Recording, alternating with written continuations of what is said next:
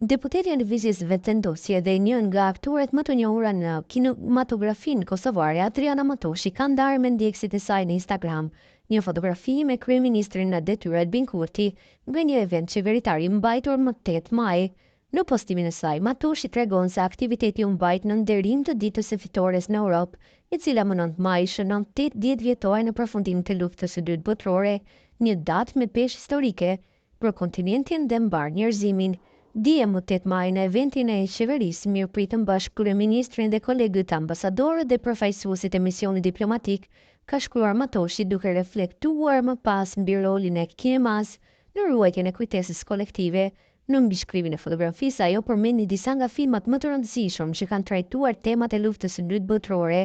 nga lista e Schindlerit e deri tek shpëtoni ushtari Ryan, duke theksuar ndikimin e thellë të kësaj periudhe në artin filmik. Kinemaja ndoshta kur nuk ka dhënë më shumë kontribut në estetikën politike se sa përmes mësimeve të marra nga lufta e dytë botërore,